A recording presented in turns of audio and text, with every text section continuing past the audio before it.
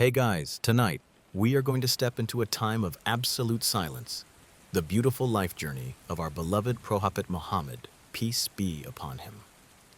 Muhammad, peace be upon him, is the final messenger of God and the seal of the prophets, sent as a profound mercy to all of creation. He was an orphan who grew up to become the leader of an Islamic commonwealth, yet he remained the most humble, truthful, and compassionate of all human beings. Before we begin, I want you to settle in. Dim the lights, let go of the noise of the 21st century. Forget the notifications, the emails, the constant hum of electricity that surrounds us.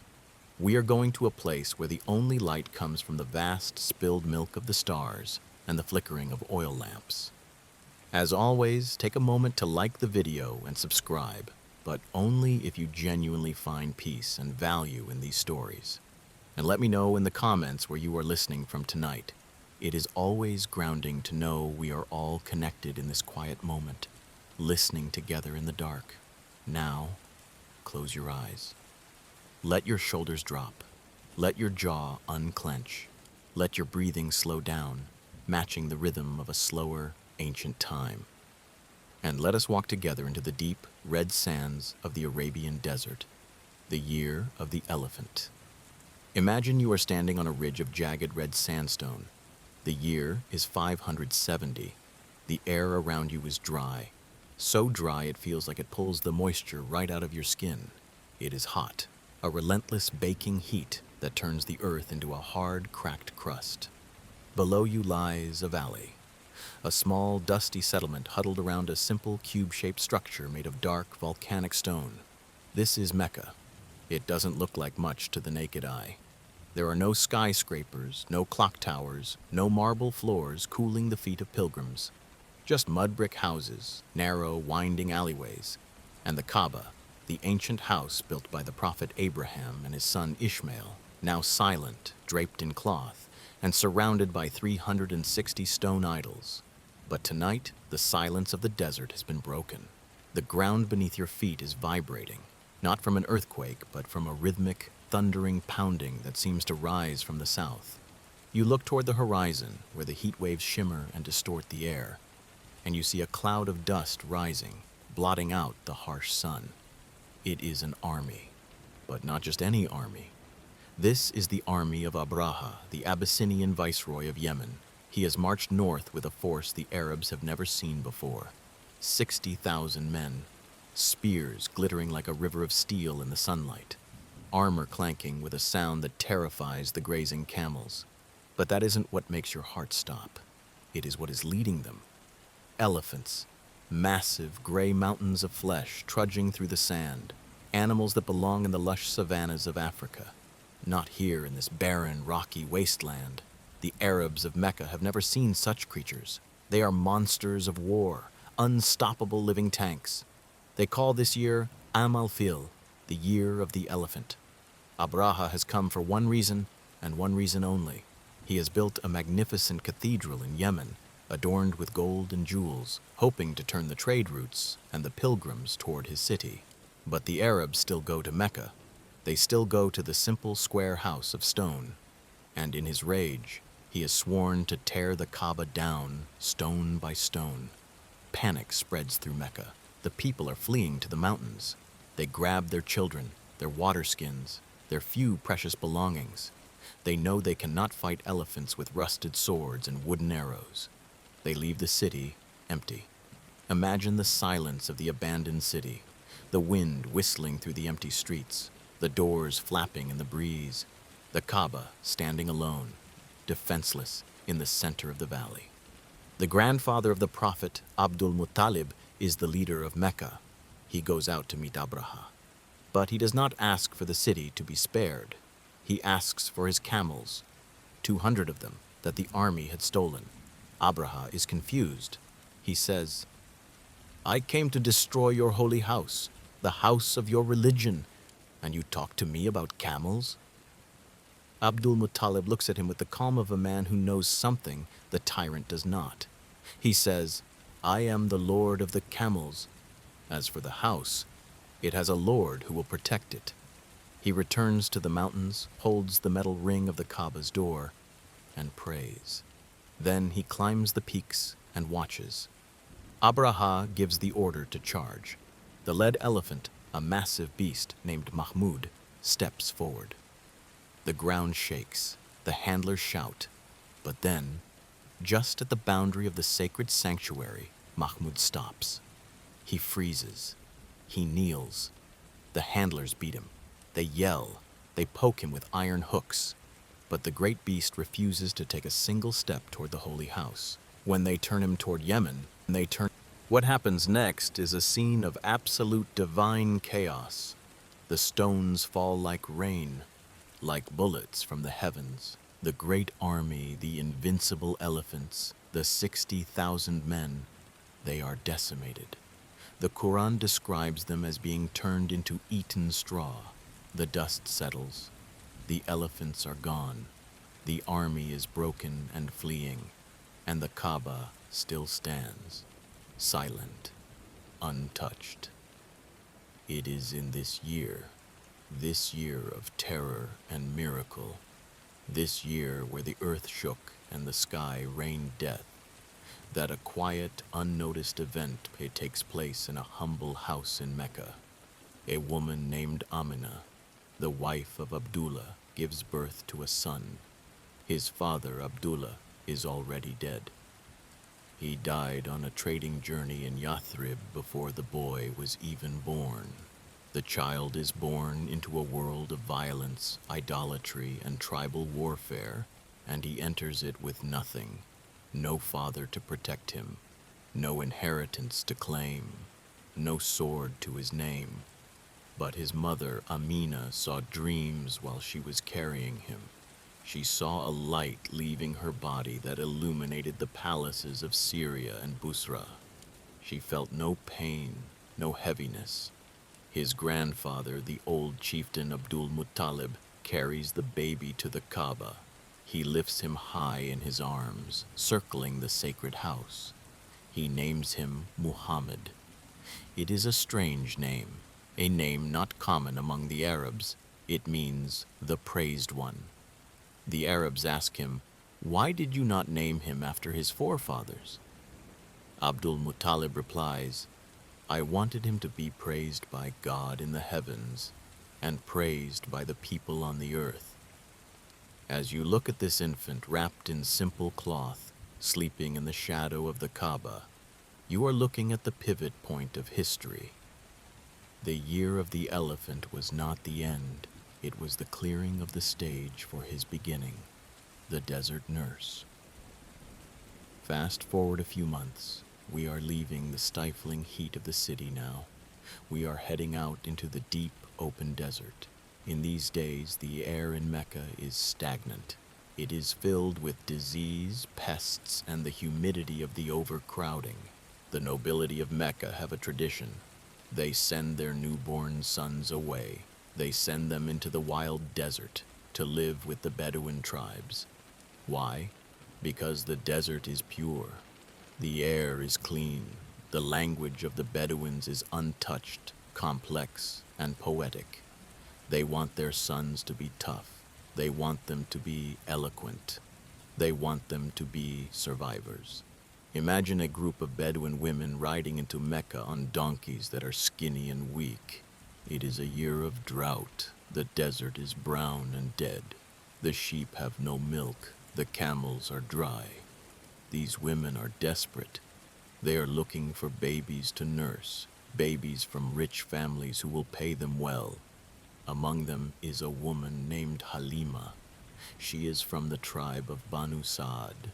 She is riding a donkey so slow, so emaciated that she lags behind the entire group. She is weak from hunger. Her own baby is crying in her arms because she has no milk to give him. She spends the nights awake, soothing his hunger pangs. She arrives in Mecca late.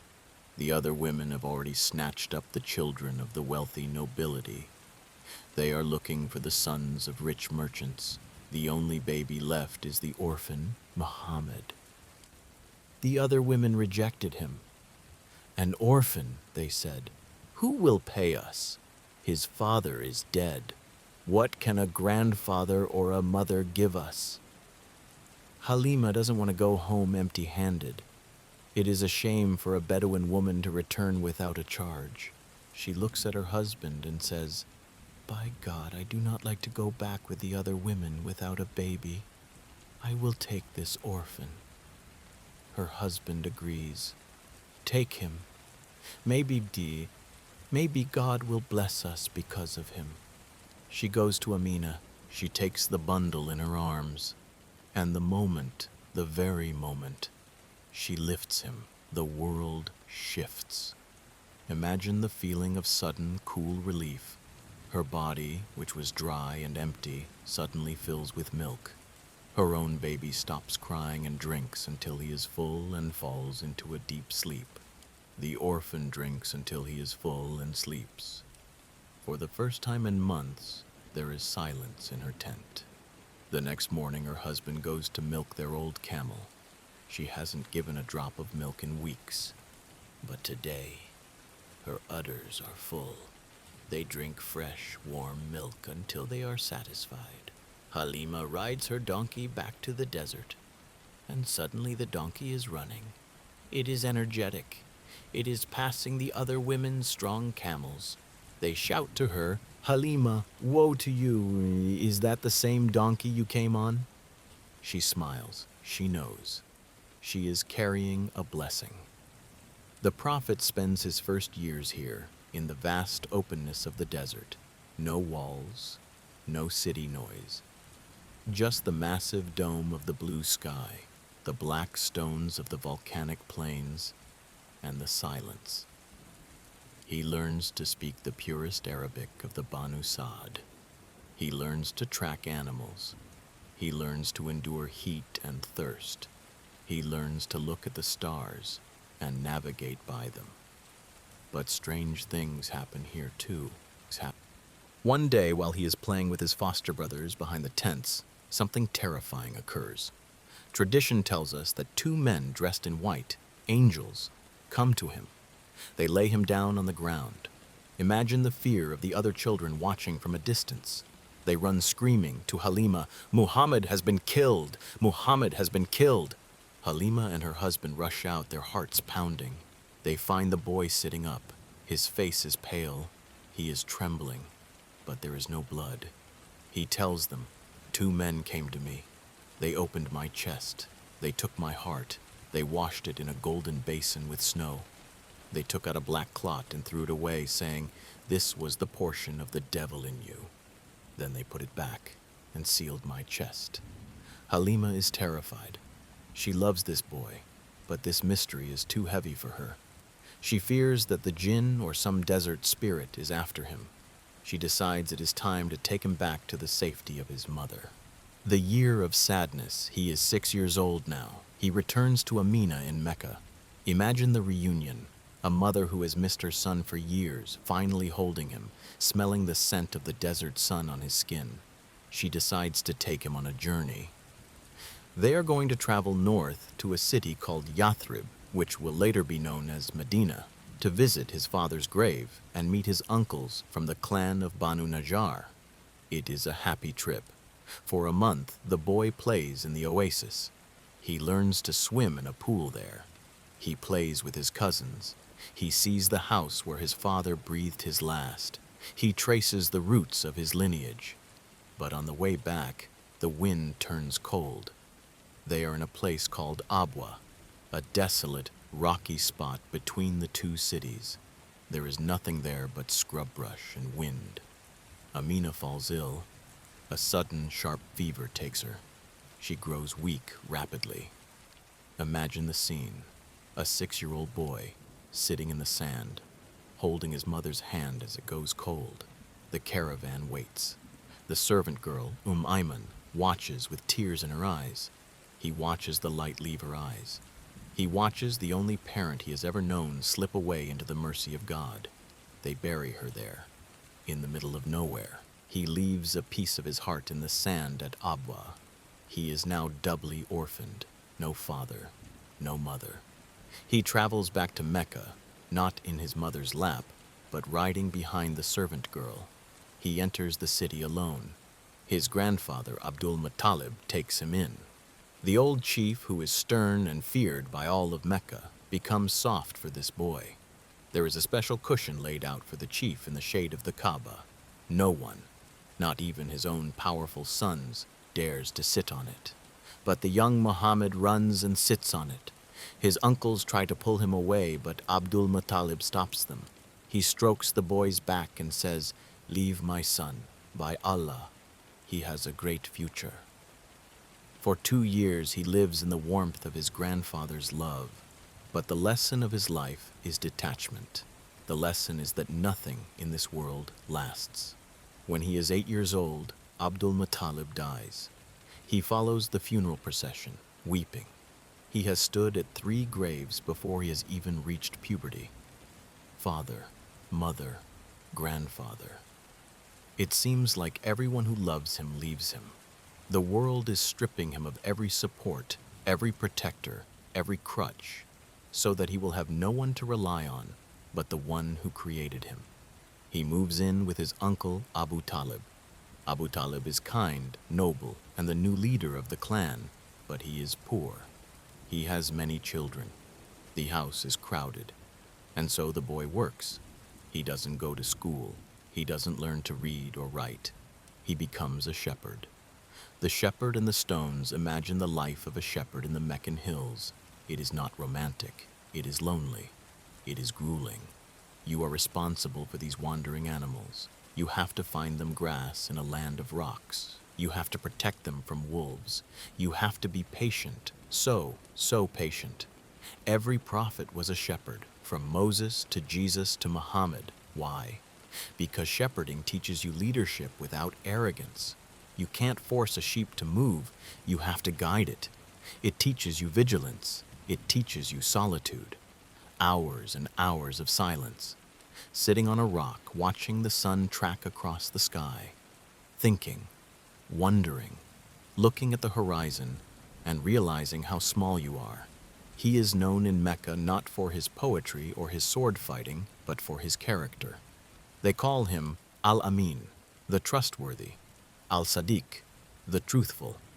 In a city of gamblers, drinkers, and swindlers, he is the one man who never lies. He never cheats. He never bows to an idol.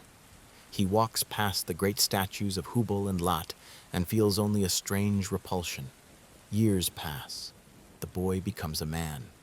He is 25 years old. He has dark, wavy hair, deep black eyes with long lashes, and a way of walking that is described as walking downhill, purposeful, energetic, leaning forward into life. One day, the tribes of Mecca are rebuilding the Kaaba. A flood had damaged the walls, and they were reconstructing it. They reached the point where the black stone, the sacred stone from paradise, needed to be placed back in the corner. A massive argument breaks out. The chiefs of every tribe draw their swords. Who will have the honor of placing the stone? They are ready to kill each other over the privilege. They dip their hands in a bowl of blood, swearing an oath to fight to the death. For days the work stops. The tension is razor sharp. Finally, an elder suggests, "Let the first man to walk through that gate be the judge." They wait. Silence falls over the courtyard. The man who walks through is Muhammad. A sigh of relief ripples through the crowd. "It is Al-Amin," they shout. "We accept his judgment." He listens to the problem. He doesn't choose a side. He takes off his cloak. He spreads it on the ground. He places the black stone in the center. "Let the leader of every tribe hold a corner of the cloak," he says. They all lift it together. They raise it to the height of the wall. Then, with his own hands, he takes the stone and pushes it into place. Conflict averted. Bloodshed stopped. It was a moment of supreme wisdom, a glimpse of the statesman he would become, the merchant and the lady. But he is still poor, and there is a woman in Mecca who needs a manager. Her name is Khadija. Khadija bint Khuwailid. She is 40 years old, a widow, twice over. She is one of the richest merchants in the city. She is powerful, noble, and surrounded by men who want to marry her for her money. She rejects them all. She is known as At-Tahira, the pure one. She hears about this young man, the trustworthy one.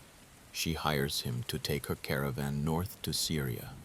Imagine the journey, months of travel, the heat of the day, the freezing cold of the night. The young Muhammad manages the trade with such honesty, such skill, that he returns with double the usual profit. But it's not the money that impresses Khadija. It's the report from her servant Maysara, who traveled with him. Maysara tells her strange stories. "I have never seen a man like him," he says. "When the heat was unbearable, a cloud seemed to follow him, shading him from the sun. When we passed a monastery in Busra, a monk named Bahira ran out to meet us. He checked his back for a mark. He said, 'This man is the prophet predicted in the scriptures.'" Khadija, the Iron Lady of Mecca, feels something soften in her heart. She feels a connection she cannot explain. She sends a friend to propose marriage to him. Think about that. In a patriarchal society, she proposes to him. He accepts. They are married. He is 25. She is 40. And for the first time in his life, the orphan has a home. He has stability. He has love. Khadija is not just his wife. She is his best friend, his counselor, his comfort. They have children. Qasim, who dies young, then Zainab, Ruqayya, Kulthum, and Fatima. He becomes a wealthy merchant. He walks the streets of Mecca in fine clothes. He is respected. He frees slaves, including a young boy named Zayd, who loves Muhammad so much that when his real father comes to take him home, Zayd chooses to stay with Muhammad. He could have been content. He could have lived out his days as a wealthy merchant, respected by his peers, dying in a comfortable bed surrounded by grandchildren. But his heart is restless. The Cave of Hira. As he approaches his 40th year, the noise of Mecca begins to bother him physically.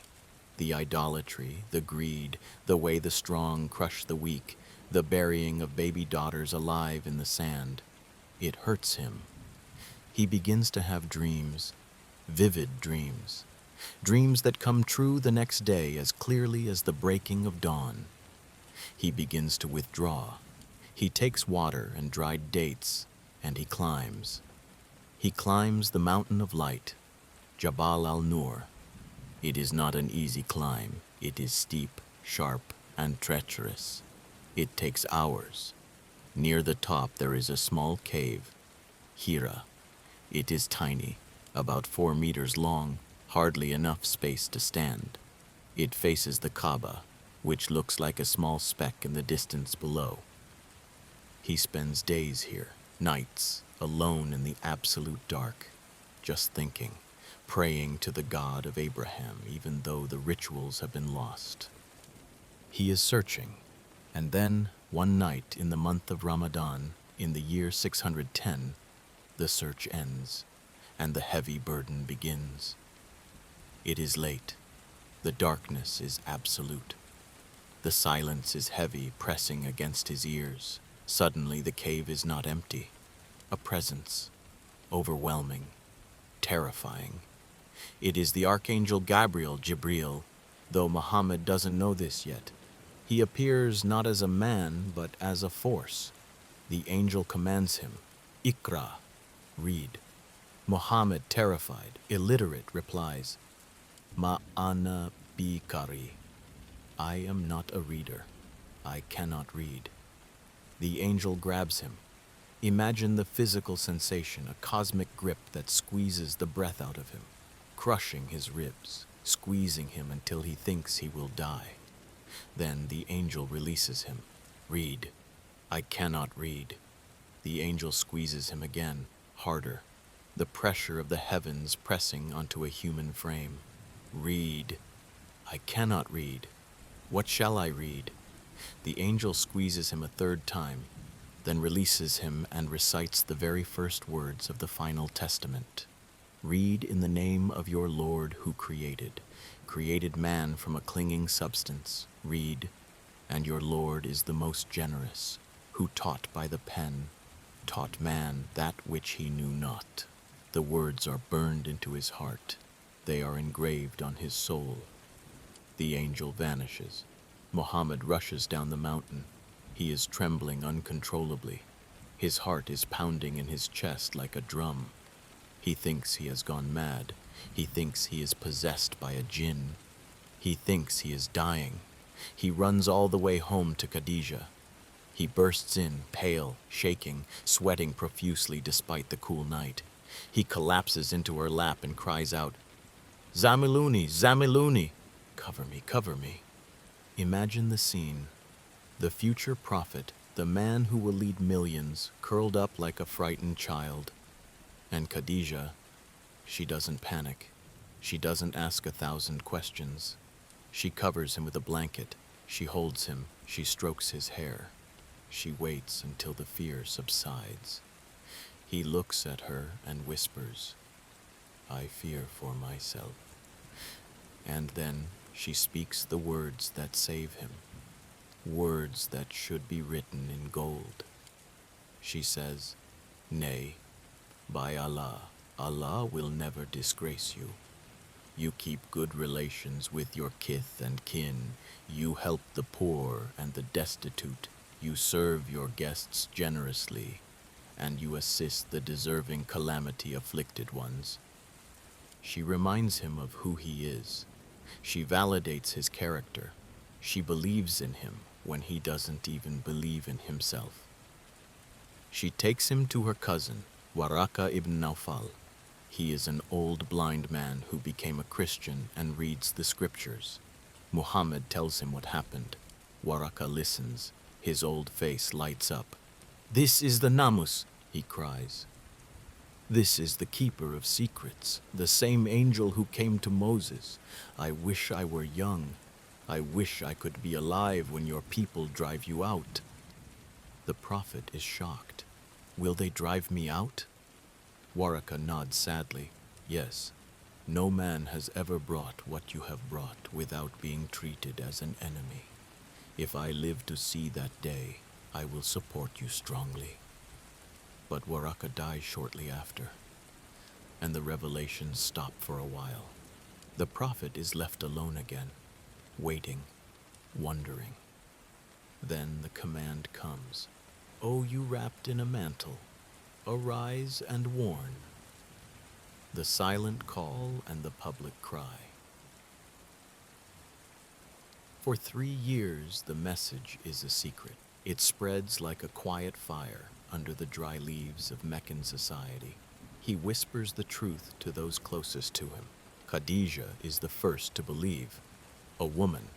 Ali, his young cousin who lives with them, is the first child. He is 10 years old. Zaid, his freed slave, is the first freedman. Abu Bakr, his wealthy, respected merchant friend, is the first free man. They meet in secret, in the house of a man named Al-Arqam, on the slopes of Mount Safa. They whisper the verses. They pray in the alleys, hiding from the eyes of the Quraysh. They are a mix of the rich and the poor, the free and the enslaved. But the truth cannot be hidden forever. The command comes. Warn your closest kin. He climbs Mount Safa. He stands on the rock and calls out, "Wa Sabaha!" the alarm call used to warn of an attacking army. The people of Mecca gather. They look up at him. The sun is in his eyes. He asks them, "If I told you there was an army behind this mountain waiting to attack you, would you believe me?" They shout back, "Yes, we have never experienced a lie from you. You are Al-Amin." He takes a deep breath. He looks at his neighbors, his uncles, his friends. "Then I warn you of a severe punishment if you do not worship the one God." Silence. The wind blows. Then a voice cuts through the crowd. It is his uncle.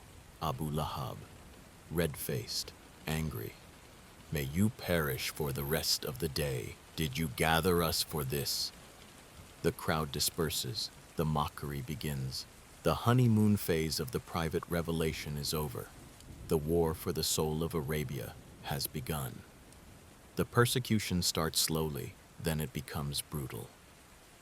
They don't attack Muhammad directly at first. He is protected by his uncle Abu Talib, and in tribal law, you cannot touch a man under protection without starting a blood war. So they go after the weak, the slaves, the poor, the ones with no tribe to avenge them. Imagine the heat of the midday sun, the burning sand of the desert floor. Bilal, an Abyssinian slave, is dragged out into the open. They pin him down on the scorching sand. They place a massive heated rock on his chest. The pain is unbearable. His ribs are crushing. His skin is burning. They tell him, "Reject Muhammad's God and we will let you go." Bilal can barely breathe, but he looks at the sky and whispers one word over and over, "Ahad, Ahad." One. They torture the family of Yasir. Ammar the son watches as his mother, Sumaya, is tied up. Abu Jahl, the enemy of Islam, mocks her. Then, in a fit of rage, he runs a spear through her. She falls. Sumaya becomes the first martyr of Islam. A woman. She died refusing to bow to stone. The Prophet walks by them while they are being tortured. He cannot stop it. He has no army. He has no power. He says with tears in his eyes, "Patience, family of Yasir. Your meeting place is paradise." The Quraysh are getting desperate. They can't stop the message. It is spreading to the youth, to the strong. Hamza, the lion hunter, the Prophet's uncle, converts in a rage after hearing that Abu Jahl insulted his nephew.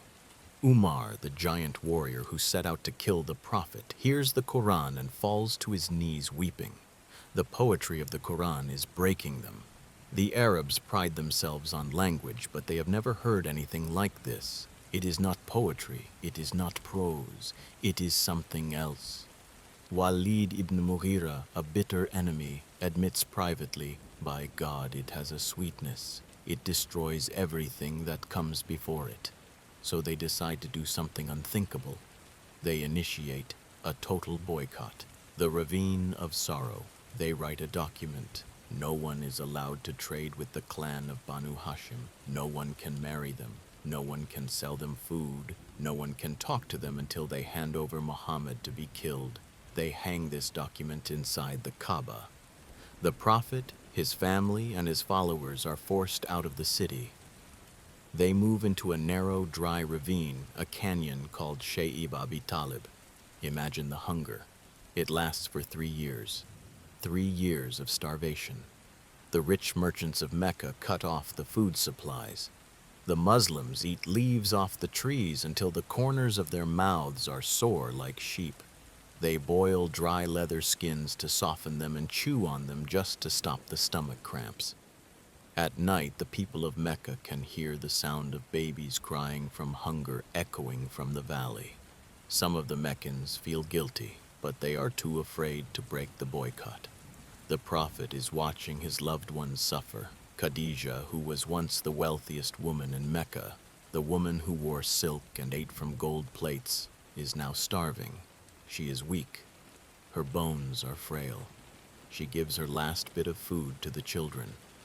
Finally, after 3 years, the boycott is broken, not by men, but by a termite. The Prophet tells his uncle that God has destroyed the document in the Kaaba. The leaders go to check, ready to mock him. They enter the Kaaba. They look at the parchment. It has been eaten by termites. The entire contract of hate is gone. The only words left on the paper are Bismika Allahumma, in your name, O God. The ban is lifted. They return to their homes, but the damage is done. The bodies are broken. The year is 619, the 10th year of prophethood. Abu Talib, the uncle who protected him for 40 years, the rock of his life, falls ill. He is old. He dies.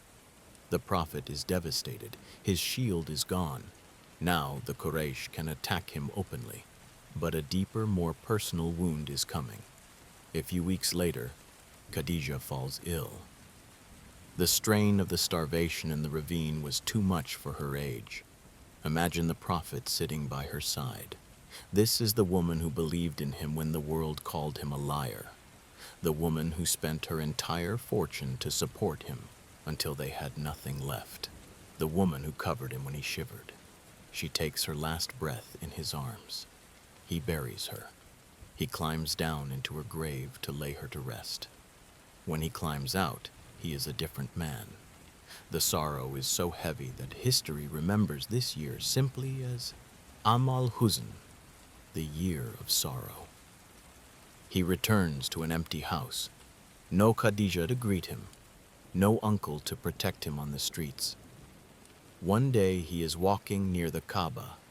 A fool from the Quraysh throws a bucket of sheep entrails, blood, filth, and gore onto his head while he is praying. He can't even wipe it off. His daughter, young Fatima, comes running. She is weeping, scrubbing the filth from her father's hair, cursing the men who did it. He looks at her, his face streaked with dirt, and says softly, "Do not cry, my daughter. Allah will protect your father." But Mecca has become a prison. The hearts are sealed. He needs to find a new home for this message. He looks to the city in the mountains, Taif. The stones of Taif. Taif is a lush green city about 70 kilometers from Mecca. It is the resort town of the wealthy. It is home to the tribe of Saqif. The Prophet walks there. He walks. Alone or perhaps with just Zayd. He climbs the winding mountain paths, hoping that maybe, just maybe, these people will listen. He arrives. He meets the leaders, 3 brothers. He speaks to them with hope. He invites them to the one God. They reject him, brutally, cruelly. One says, "If God sent you, I would tear down the hanging of the Kaaba." Another says, "Could God not find anyone better than you?" The third says, "I will not speak to you. If you are a prophet, you are too great for me to address. And if you are a liar, you are beneath me." They don't just tell him to leave. They incite the mob. They call out the street gangs, the slaves, the children. They line the streets. As he walks out of the city, they begin to throw stones. Imagine the physical pain. This is not a metaphor. These are rocks. They hit his legs. They hit his back. They hit his head. Blood begins to run down his body. It fills his sandals until they make a squelching sound with every step. He tries to sit down to rest, and they force him up and stone him again. They laugh, they jeer, they clap. He manages to escape into a private garden outside the city. He collapses under a grape arbor. He is bleeding, exhausted, and utterly rejected. He raises his hands to the sky. He doesn't pray for their destruction. He doesn't ask for fire to rain down. He prays a prayer of such vulnerability, such raw human honesty, that it breaks the heart of anyone who reads it. He says, "O Allah, to you alone I complain of my weakness, my scarcity of resources, and the humiliation I have been subjected to by the people. O most merciful of those who are merciful, to whom have you entrusted me? To a distant person who receives me with hostility, or to an enemy you have given power over me? As long as you are not angry with me, I do not care, but your protection is broader for me." The owners of the garden, 2 wealthy Meccans who opposed him, watch from a distance. They see his condition. They feel a twinge of tribal pity. They send their slave, a young Christian boy named Adas, with a plate of grapes. Adas offers the grapes to the bleeding man. The Prophet takes a grape and says, "Bismillah." in the name of God. Addis is shocked. The people of this land do not say these words. The prophet asks, "Where are you from, Addis?" "Nineveh, the city of the righteous man Jonah, son of Matta." Addis is stunned. His eyes go wide. "How do you know Jonah?" "He is my brother. He was a prophet, and I am a prophet." Addis looks at him. He sees the light in his face, the blood on his clothes, the gentleness in his voice. He leans down and kisses his head, his hands, his feet. In the midst of the worst rejection of his life, one soul, a slave, a stranger, believes. It is a small candle in a vast darkness. The prophet walks back toward Mecca. He is barred from entering.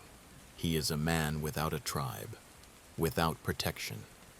He has to ask for protection from a pagan chief, Mutaim ibn Adi, just to walk into his own city safely. He enters Mecca under the protection of an idolater. He is at the lowest point. The mission seems to have failed. The doors of the earth are closed. The heart is heavy. But he doesn't know that the ceiling is about to open. He doesn't know that the greatest journey of human history is waiting for him. Not a journey across the desert, but a journey beyond the stars. The night journey. The prophet is sleeping in the Hatim, the semicircular wall next to the Kaaba. He is exhausted. The sorrow of losing Khadija and Abu Talib still weighs on him. Suddenly he is awakened. It is Gabriel, but this time he has not come with words. He has come with a steed. Imagine a creature that defies biological description. The Burak, smaller than a mule, larger than a donkey, white, pure.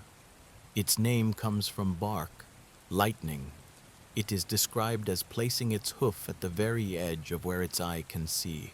Speed beyond the speed of sound, speed of sight. The prophet mounts this creature. In a blink, Mecca is gone. The desert is a blur. He arrives instantly in Jerusalem, Bait al-Maqdis, the holy house. He enters the sanctuary of Solomon, and there, waiting for him, is a sight that would shake the soul of any man.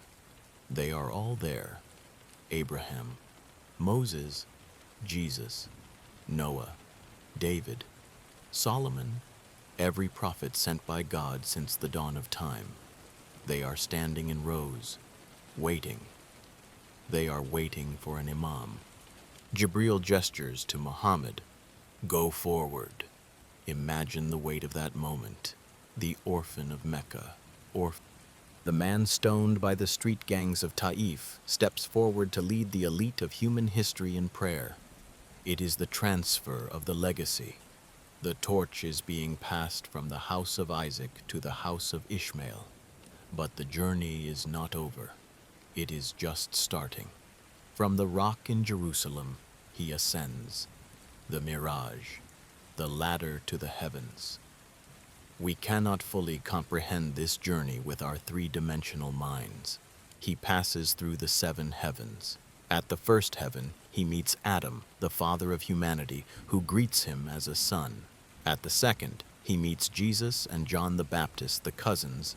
At the third, Joseph, who was given half of all beauty. At the fourth, Idris. At the fifth, Aaron. At the sixth, Moses, the man who spoke to God. Moses cries when Muhammad passes, knowing that this new prophet's followers will outnumber his own. And then, the 7th heaven. He meets Abraham, the friend of God. He is leaning against the Beit al-Mamur, the Kaaba of the heavens, where 70,000 angels enter every day to worship and never return.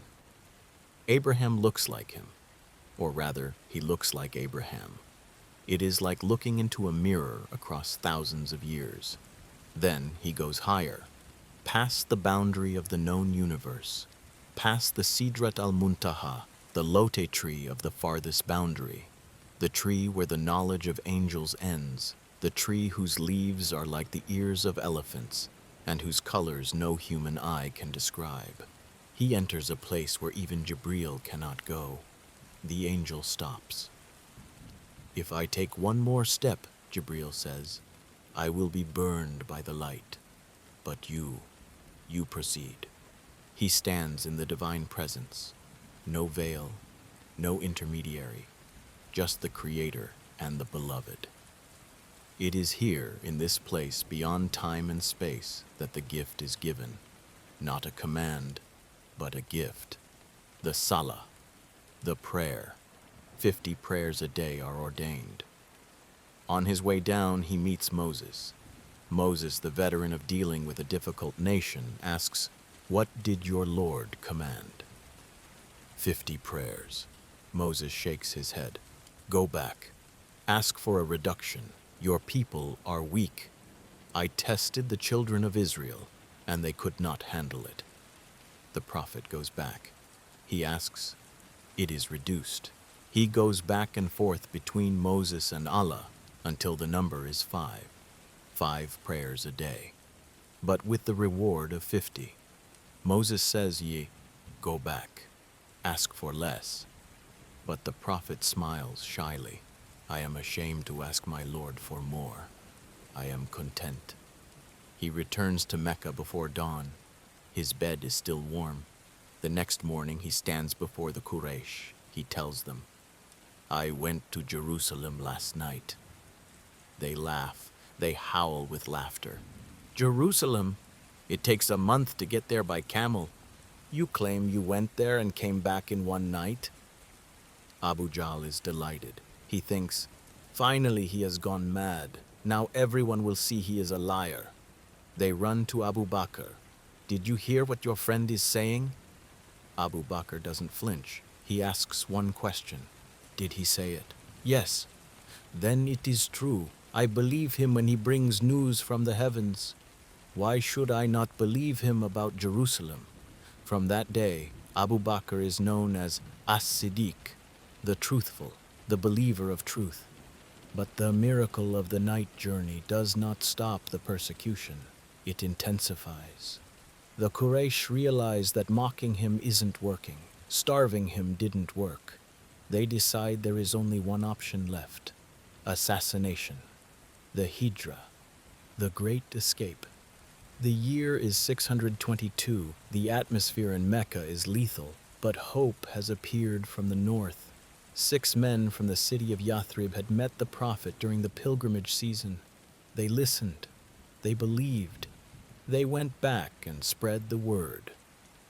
The next year, 73 men and 2 women came. They met him in secret, in the dark of night, at a place called Aqaba. They pledged their allegiance. They invited him to Yathrib. They promised to protect him as they protect their own wives and children. The migration, the Hijra, begins. The Muslims slip out of Mecca quietly, one by one, family by family. They leave their houses, their businesses, their wealth. They walk into the desert with nothing but their faith. The Quraysh notice the city is emptying. They panic. If Muhammad leaves, he will build an army. He will cut off their trade routes.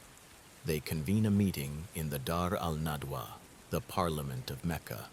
Satan himself, in the guise of an old man from Najd, is said to have attended. They discuss options. Exile? No. He will gather followers. Imprisonment? No. His followers will break him out. Abu Jahl speaks. "Let us take one strong young man from every single tribe. Give each of them a sharp sword. They will strike him together as one man. His blood will be spread among all the tribes, and his clan cannot fight all of Arabia." The plan is set. The night is chosen. Gabriel comes to the prophet. "Do not sleep in your bed tonight." The assassins gather outside the house. They peek through the cracks in the door. They see a figure sleeping in the bed, covered in the prophet's green mantle. They wait for him to come out, but inside the prophet is calm. He looks at his young cousin, Ali. "Sleep in my bed, Ali. Cover yourself with this mantle. Nothing will harm you." Ali, the brave youth, lies down in the place of death. The Prophet takes a handful of dust. He recites the verses of Surah Yasin. And we have put a barrier before them and a barrier behind them and covered them so they do not see. He walks right out the front door. He walks right past the assassins. He throws the dust on their heads. They do not see him. He is invisible to eyes blinded by hate. He goes to Abu Bakr's house. "It is time," he whispers. Abu Bakr cries tears of joy. "Company, O Messenger of Allah? Do I get to be your companion?" "Company, Abu Bakr." They leave through the back window. They do not go north to Medina. That is where the hunters will look. They go south to the Cave of Thor, the Cave of Silence. The Quraysh wake up. They rush the house. They pull off the mantle. It is Ali. They are furious. They launch a massive manhunt. A bounty is set. 100 camels for Muhammad, dead or alive. Bedouin trackers scour the desert. They follow the footprints. They track them all the way to the mouth of the Cave of Thor. Inside, Abu Bakr and the Prophet are huddled in the darkness. They can hear the footsteps of the hunters. They can see the shadows of their sandals. Abu Bakr is terrified, not for himself but for the Prophet. He whispers, shaking, "O Messenger of Allah, if one of them just looks down at his feet, he will see us." The Prophet looks at him. His face is calm. His heart is a mountain of trust. He says, "O Abu Bakr, what do you think of two people, of whom Allah is the third? La tahzan, inna Allaha ma'ana. Do not grieve. Indeed, Allah is with us." Outside, the trackers stop. They look at the cave entrance. Tradition tells us that a spider had spun a web across the opening. A dove had built a nest and laid eggs. The trackers scoff. If anyone had entered here recently, the web would be broken. The bird would be gone. They turn around and leave. A spider's web. The frailest house in the world. That is the iron dome of God when he wants to protect his beloved. They stay in the cave for 3 days. Then they move. They take the coastal route, a path rarely traveled. Suraka bin Malik, a bounty hunter, spots them. He gallops his horse toward them, dreaming of the 100 camels. But as he gets close, his horse's front legs sink into the solid sand. He falls. He tries again. The horse sinks again. Smoke rises from the sand. Suraka realizes this is not normal. He shouts, "O Muhammad, pray for me. I will not harm you. I will turn others away." The Prophet prays. The horse is released. Suraka rides back, telling everyone, "I checked that way. No one is there." The hunter becomes the guardian. The arrival. A new era. After days of grueling travel, the palm trees of Yathrib appear on the horizon. The people of the city have been waiting. Every day they go out to the edge of the desert, waiting for the dust to rise. On this day, the sun is high. A Jewish man on a fortress tower sees 2 figures in white, shimmering in the heat haze. He shouts, "O people of Arabia, your grandfather, your master, has come." The city erupts. Men, women, children pour into the streets. They put on their best clothes. They grab their drums. The Prophet enters the city. But it is not Yathrib anymore. From this day forward, it is Madinatun Nabi, the city of the Prophet. Medina. The girls of the Ansar, the helpers, climb onto the rooftops. They sing the song that echoes through history. Tala'a al-Badru alayna, min thaniyat al-Wada. The full moon has risen upon us from the valley of Wada. Wajaba al-Shukru alayna, ma da'a lilahida. Gratitude is obligatory upon us, as long as a caller calls to Allah. Imagine the joy, the tears. The orphan who was chased out of his own home is now the king of hearts in a new land. Everyone wants him to stay in their house. They grab the reins of his camel. Kaswa, stay with me, O messenger of Allah. I have room, I have food. He smiles and says, let her go, for she is commanded. The camel walks through the streets. She stops. She kneels. She kneels on a piece of land belonging to two orphans. This will be the spot of the Prophet's mosque, the Masjid an-Nabawi. The Prophet moves into the house of Abu Ayyub al-Ansari, the nearest neighbor. Abu Ayyub is overwhelmed. He insists the Prophet stay on the top floor, but the Prophet chooses the ground floor for the ease of visitors. One night, a water jar breaks upstairs. Abu Ayyub and his wife have only one blanket. They use it to soak up the water, terrified that a drop might drip down onto the Prophet's head. This is the love they had for him. Building the City of Light. The first task is to build the mosque, But this is not a temple for rituals. It is a community center. It is a parliament. It is a shelter for the homeless. The Prophet does not sit on a throne and watch. He carries the bricks. He is covered in dust. He sings with the workers. O Allah, there is no life but the life of the hereafter. So have mercy on the Ansar and the Muhajirun. Then he does something revolutionary. He establishes the Mu'akhat, the brotherhood. He pairs every immigrant from Mecca, Muhajir, with a helper from Medina, Ansar. You are brothers, he says. The Ansar take this literally. One Ansari man says to his new brother, I have two houses. Take one. I have two gardens. Choose the one you like, and it is yours. The Meccan replies, May Allah bless you and your family and your wealth. Just show me the way to the market. They build a society not based on blood or tribe or race, but on faith. But peace does not last long. The Quraysh in Mecca are furious. They have confiscated the homes and wealth of the Muslims. They are sending raiding parties. They want to exterminate this new community before it grows. Badr, the day of criterion. The year is 624, 2 years after the Hijra.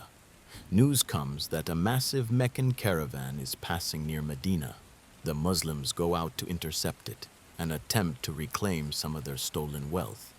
But the caravan escapes, and instead, an army arrives. The Quraysh have marched. 1,000 men, 700 camels, 100 horses. The elite warriors of Arabia, armed to the teeth, led by Abu Jahl. The Muslims are only 313. They have 2 horses, 70 camels. Some have swords, some have only palm branches. They meet at the wells of Badr. It is the night before the battle. It is raining. The Muslims sleep soundly, a supernatural peace descending on them. But the Prophet does not sleep. He stands under a tree, crying, praying. He raises his hand so high his cloak falls off his shoulders. O Allah, if this small band of men perishes today, you will not be worshipped on this earth.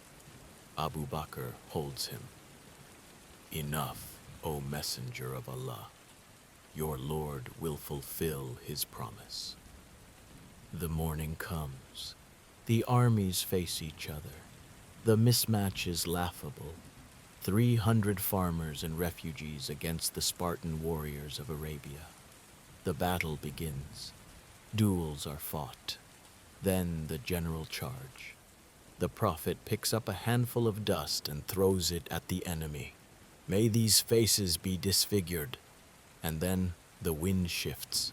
The Muslims fight with a ferocity the Quraysh have never seen. But they are not fighting alone. The Quran tells us that 1,000 angels, rank upon rank, descended.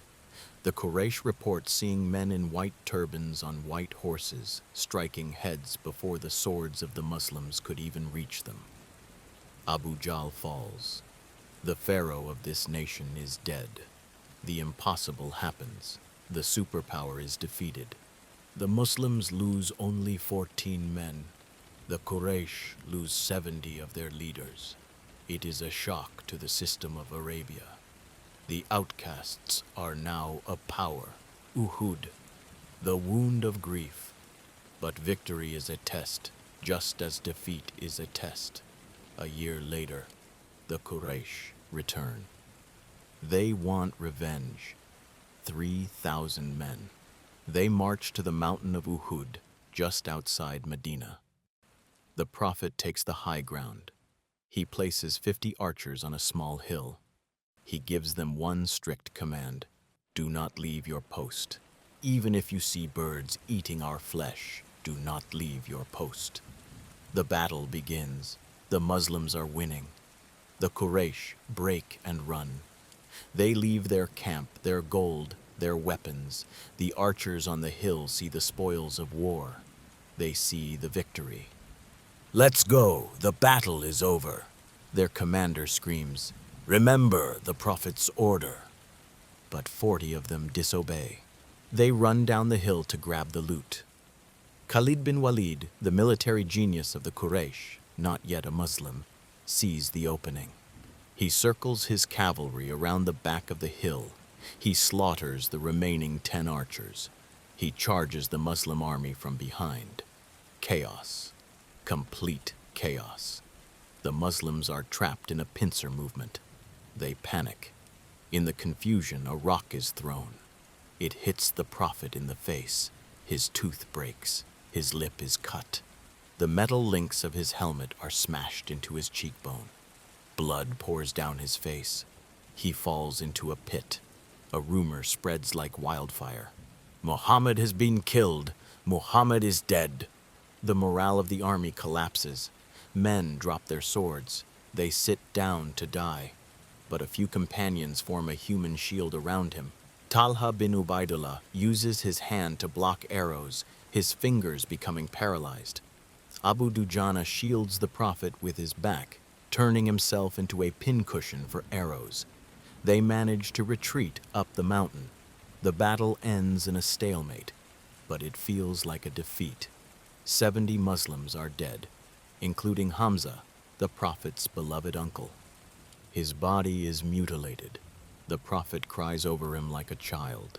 It is a day of bitter lessons, Disobedience to the Prophet leads to disaster. The world's glitter is a distraction. The trench and the wind 2 years later.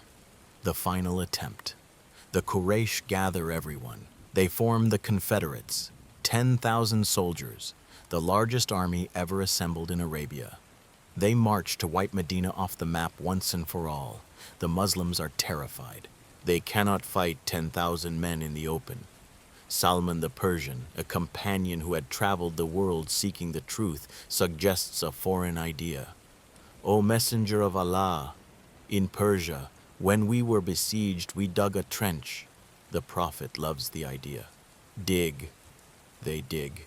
For 6 days they dig a massive ditch around the exposed northern part of the city. It is freezing cold. They are starving. The Prophet is in the trench with them. His stomach is tied with a stone to suppress the hunger pangs. A massive rock blocks their path. The companions cannot break it. They call the Prophet. He takes the pickaxe. He says Bismillah. He strikes. Sparks fly. "Allahu Akbar, I have been given the keys of Syria." He strikes again. Sparks. "Allahu Akbar, I have been given the keys of Persia." He strikes a third time. The rock shatters into dust. "Allahu Akbar, I have been given the keys of Yemen." The companions look at each other. They are starving, freezing, surrounded by an army that wants to annihilate them, and he is promising them the empires of the world. This is the vision of a prophet. The enemy arrives. They are stunned. They have never seen a trench. They can't cross it. The siege lasts for a month. It is a psychological war. Hypocrites inside Medina start to whisper, "He promised us the treasures of Caesar, and today none of us can even go to the bathroom safely." But the believers hold firm. Then Allah sends his soldier, not an angel, not a flood, but the wind. A freezing, violent hurricane strikes the enemy camp at night. It rips up their tents. It overturns their cooking pots. It extinguishes their fires. Terrified, cold, and believing the spirits are attacking them, the great army packs up and leaves in the darkness. Without lifting a sword, the battle is won. The victory of peace. The year is 628. The prophet has a dream. He sees himself entering Mecca, shaving his head, performing the pilgrimage. He tells the companions, "We are going to Umrah." They are ecstatic. They haven't seen their home in 6 years. They put on the ihram, the pilgrim garb. They take no weapons, only travelers' swords. They march to Mecca, but the Quraysh block them at a place called Hudaybiyah. They refuse to let them enter. Tensions are high. The Muslims are ready to fight and die. But the Prophet negotiates. He agrees to a treaty. The terms look terrible. 1. The Muslims must go back this year without pilgrimage. 2. There will be 10 years of peace. 3. If a Meccan runs away to join the Muslims, he must be returned. 4. If a Muslim runs away to Mecca, he is not returned. The companions are furious. Umar asks, "Are we not upon the truth? Why do we accept humiliation?" The Prophet smiles calmly. "I am the messenger of Allah, and I will not disobey him." On the way back, Surah Al-Fath, the victory, is revealed. "Indeed, we have given you a clear victory." Umar is confused. "Is this a victory, O messenger of Allah?" "Yes, by the one in whose hand is my soul, it is a victory."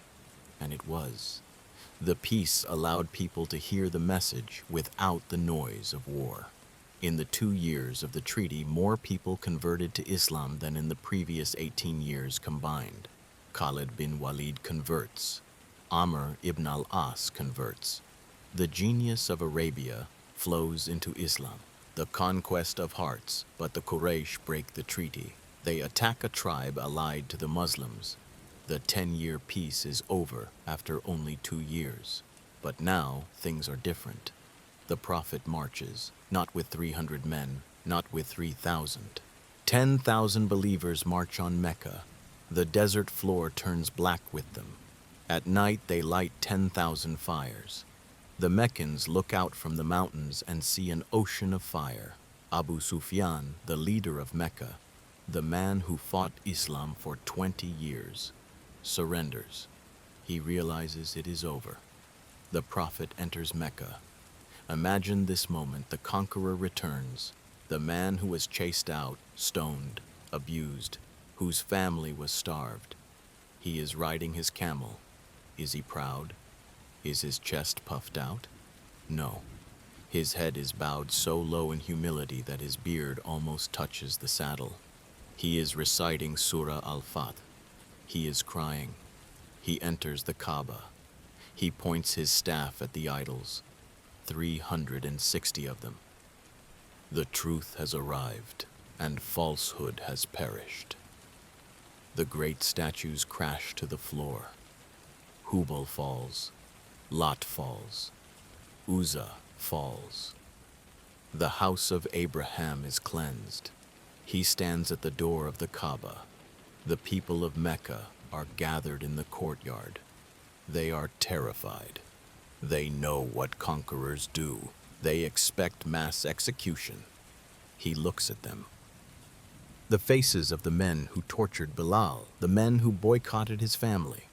He asks them, "O Quraysh, what do you think I am going to do to you?" They tremble. They say, "You are a noble brother, son of a noble brother." He smiles, the smile that lit up the world. He says, "I say to you what Joseph said to his brothers, no blame will be upon you today. Go, for you are free." General amnesty, no revenge, no bloodshed. The greatest conquest in history is a conquest of forgiveness. Bilal, the slave who was tortured on the sand, climbs to the roof of the Kaaba. He stands on top of the holy house. He cups his hands. Allahu Akbar, Allahu Akbar. The voice of the slave rings out over the city of the masters. The equality of Islam is established. The farewell and the final breath. The mission is complete. The message is delivered. The prophet knows his time is near. In the 10th year, he leads the farewell pilgrimage. Over 100,000 people join him. He stands on the Mount of Mercy at Arafat. He gives a sermon that is the first universal charter of human rights. O people, your Lord is one. Your Father is one. An Arab has no superiority over a non-Arab, nor a white man over a black man except by piety. Treat your women well. Your blood and your wealth are sacred. He looks at the sea of faces. He raises his finger to the sky. O Allah, have I conveyed the message? The crowd roars like thunder. Yes, you have conveyed it. He points to them, then to the sky. O Allah, bear witness. He returns to Medina. A few months later, he falls ill. A severe headache, a high fever. He is weak. He cannot lead the prayer. He tells Abu Bakr to lead. For days the city holds its breath. The sun seems dimmer. On a Monday morning, he lifts the curtain of his room. He looks into the mosque. He sees his companions praying behind Abu Bakr. He sees the fruit of his 23 years of struggle, a community united in worship. He smiles. His face is radiant, like a page of the Quran. The companions see him. They are almost distracted from their prayer with joy. They think he is recovering, but he lets the curtain fall. It is the last time they will see him alive. He lies in the lap of his beloved wife, Aisha. He is in pain. He dips his hand in water and wipes his face. La ilaha illa Allah. Indeed, death has its agonies. She hears him whispering. He is not asking for life. He is not asking to stay. He raises his finger. His eyes look upward. Allahumma ar-rafiq al-ala. O Allah, the highest companion. His hand drops. The prophet of mercy, the seal of the messengers, the orphan of Mecca, has returned to his Lord. The news hits Medina like a hammer blow. The companions are paralyzed. Umar draws his sword, screaming, "If anyone says Muhammad is dead, I will cut off his head." He has gone to his Lord like Moses. But Abu Bakr, the calm, the steady Abu Bakr, he walks into the room. He kisses the Prophet's forehead. He weeps. He goes out to the mosque. He stands before the frantic crowd. He says, "O people, whoever worshipped Muhammad, know that Muhammad is dead. But whoever worships Allah, know that Allah is alive and never dies." Then he recites, "Muhammad is not but a messenger. Messengers have passed on before him. So if he was to die or be killed, would you turn back on your heels?" Umar's legs give way. He falls to the ground. He realizes it is true. The light of the earth has gone out, but the light of the message remains. Conclusion. And so we come to the end of the life of the single most influential man in human history, a man who stood alone against the world and left it with over 1 billion followers invoking peace upon him every day, a man who was a general, a statesman, a father, a husband, and a friend, but above all, a servant. He taught us that strength is not in muscles, but in mercy, that wealth is not in gold, but in contentment, that the way to God is through service to His creation. He left us with a simple promise: "I leave behind me 2 things. If you hold fast to them, you will never go astray: the Book of Allah and my Sunnah." As you lay your head on the pillow tonight, remember the struggles of the orphan who walked the hot sands so that the coolness of faith could reach your heart today. Thank you for taking this long journey with me. If this story touched you, please like the video and subscribe. It helps us keep these stories alive. And share this with someone who needs to hear it. Until next time, peace be upon you, and sweet dreams, and sweet